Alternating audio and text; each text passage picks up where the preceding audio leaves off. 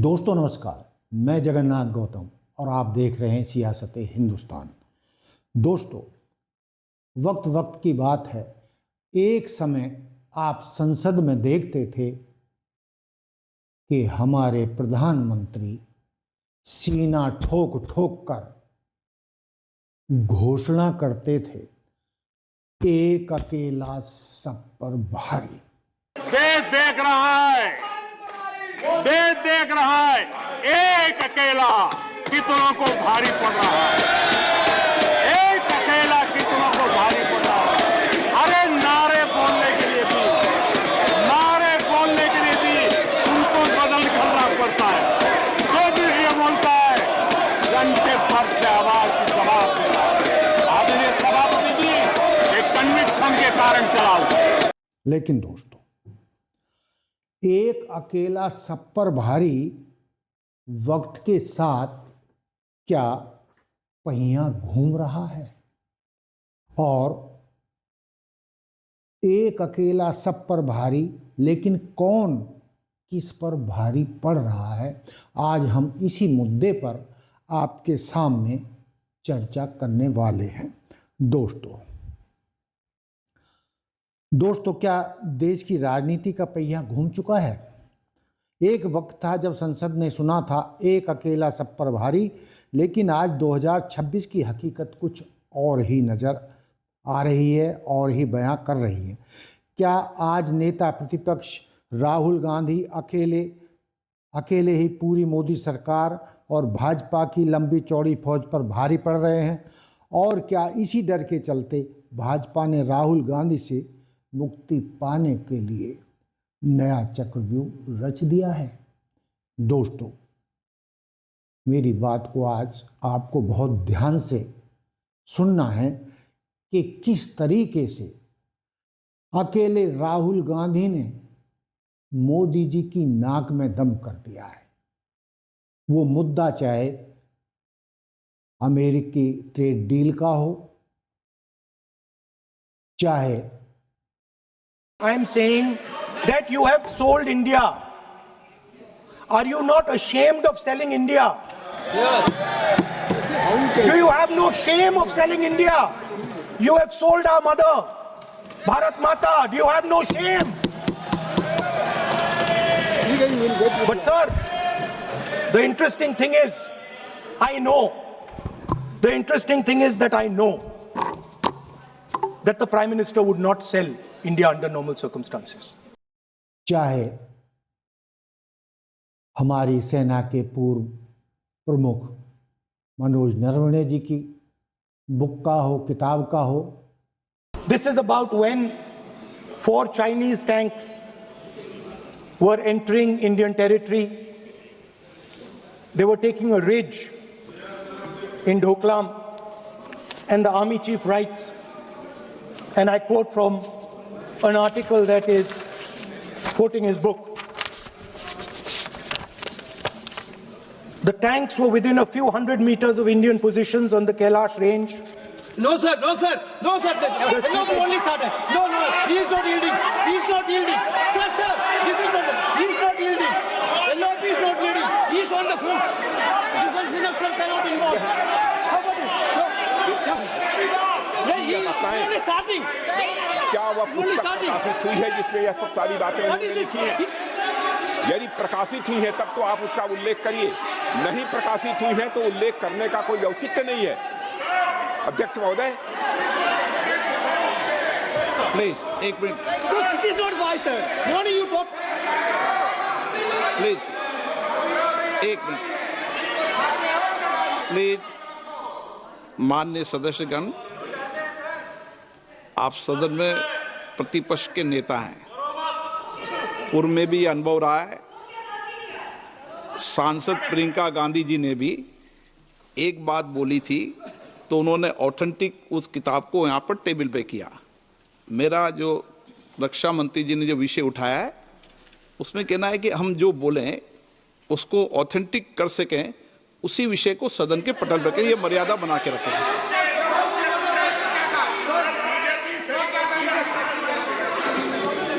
Sir, DJ. So this is 100% authentic, 100% authentic. के माध्यम से ये पूछना चाहता हूं लीडर अपोजिशन से जिस Sir, Rajnath Singh is getting exercised because his name is going to be spoken just now. प्रकाशित हुई है या नहीं हुई है, केवल मैं एक प्रश्न का जवाब इनसे चाहता हूं अध्यक्ष। Speaker sir, I have not said anything. So these are the memoirs of General Naravane, in which he... अध्यक्ष महोदय, पहले यह बताएं वह पुस्तक प्रकाशित हुई है कि नहीं हुई है? नहीं हुई है तो किस पुस्तक से वह उल्लेख कर रहे हैं उसकी जानकारी सदन को दें। रक्षा मंत्री बिल्कुल नहीं हुई है। मैं पूरे कॉन्फिडेंस के साथ में कहना चाहता हूं माननीय रक्षा मंत्री की या एप्स्टीन फाइल का हो। सर, दो चीजें हैं सर। एक sir Epstein case, sir 3 million files are still locked up. या किस तरीके से किसानों के साथ छल किया गया है और मोदी जी ने किस तरीके से डोनाल्ड ट्रंप के सामने घुटने टेक दिए हैं और क्यों टेक दिए हैं, इस पर राहुल गांधी ने जिस तरीके से मोदी जी और मोदी जी की सरकार को घेर कर सबकी नाक में दम कर दिया है। आज देश बहुत ही गहराई से राहुल गांधी के एक एक शब्द पर गौर कर रहा है और जिस तरीके से वो सच्चाई से देश के आम आदमी, किसान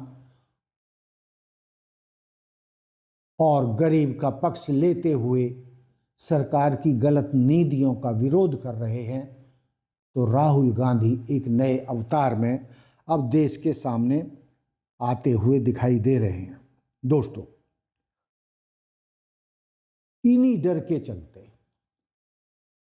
जैसा कि राहुल गांधी दावा करते हैं कि मोदी जी बहुत डरे हुए हैं, मोदी जी में आंख मिलाने की हिम्मत नहीं है।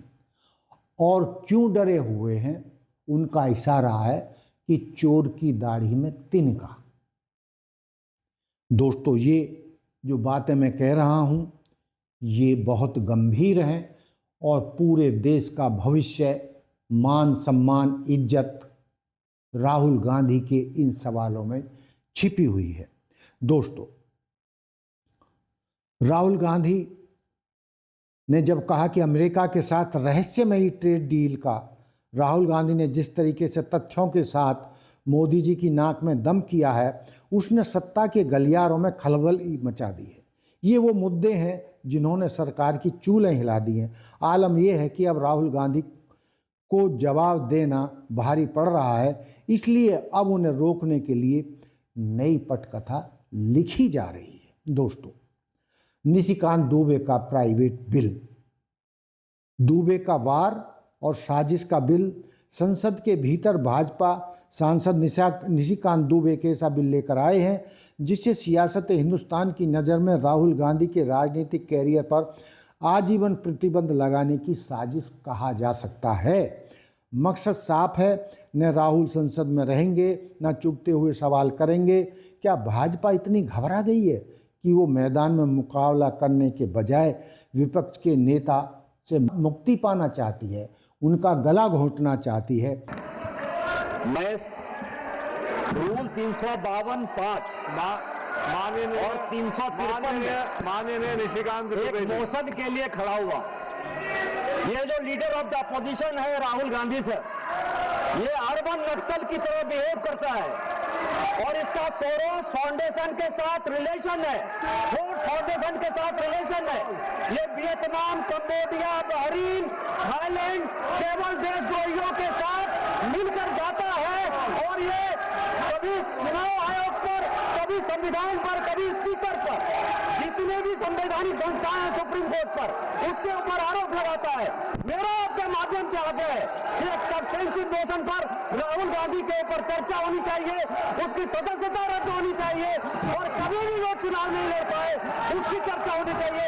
इस नियम के तहत मुझे इजाजत दी जाए। इसका सभी देशद्रोही, जितने देशद्रोही sir same Pitroda Soros foundation के साथ मिलकर इस देश को टुकड़े-टुकड़े करना चाहता है। टुकड़े-टुकड़े करने का ये नेता राहुल गांधी है। इसके ऊपर 11 बजे तक मुद्दा एक हो तो भी ठीक है, लेकिन कदम कदम पर राहुल गांधी को जिस तरीके से घेरा जा रहा है और संसद में लोकतंत्र के मंदिर में न्याय की उम्मीद लोकसभा स्पीकर से होती है, लेकिन ओम बिरला जी के चेहरे पर जो भाव दिखते हैं वो निष्पक्षता की गवाही नहीं देते। जब राहुल गांधी खड़े होते हैं तो ओम बिरला यानी लोकसभा स्पीकर का चेहरा स्याह पड़ जाता है, वो दाएं बाएं झांकने लगते हैं, वो एक नई भूमिका में आ जाते हैं। उनका चेहरा एक थानेदार की तरह हो जाता है और वो थानेदार की तरह डांटने डपटने की भूमिका में हर तरीके से राहुल गांधी को अपनी बात कहने नहीं देना चाहते और उन्हें रोकते टोकते रहते हैं। लेकिन बावजूद इसके राहुल गांधी हैं कि पूरी भाजपा सरकार के काबू में नहीं आ रहे हैं। ये बात अलग है और सारा देश देख रहा है कि किस तरीके से राहुल गांधी को बोलने नहीं दिया जा रहा है। मनोज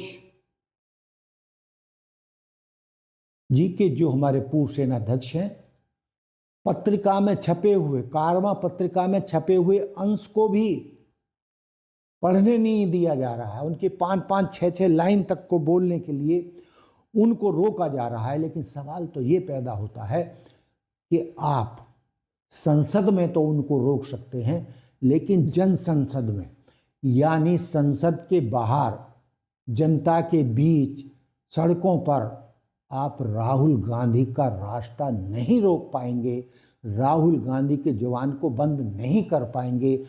आज राहुल उस स्थिति में पहुंच चुके हैं कि वो एक सत्य की मूर्ति लग रहे हैं और भारत के असली हितैषी लग रहे हैं। दोस्तों, इस बात में किसी को संदेह नहीं होना चाहिए कि भाजपा हर संभव प्रयास कर रही है कि किसी भी तरीके से कोई लकूना राहुल गांधी के खिलाफ मिल जाए।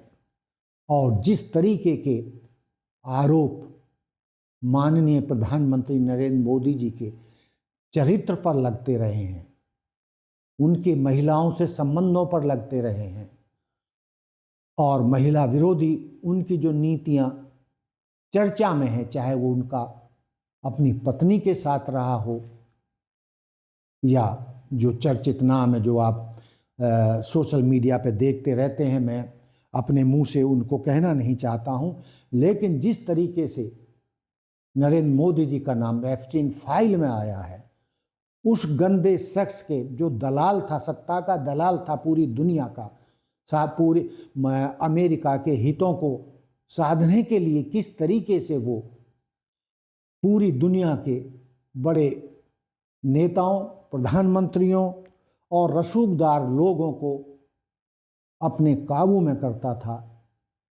अपने आइलैंड पर बुलाकर नाबालिग बच्चियों के साथ मौज मस्ती करवाता था, रेप करवाता था। उन नाबालिग बच्चियों की इच्छा के विरुद्ध जबरन बलात्कार करवाता था। और आपने देखा कि किस तरीके से मीडिया में अनिल अंबानी किस तरीके की महिला की डिमांड कर रहे हैं। इसी तरीके से हरदीप पुरी के बारे में आपने जान लिया। और सवाल तो ये है, एक जो बदनाम शख्सियत दुनिया भर की और जो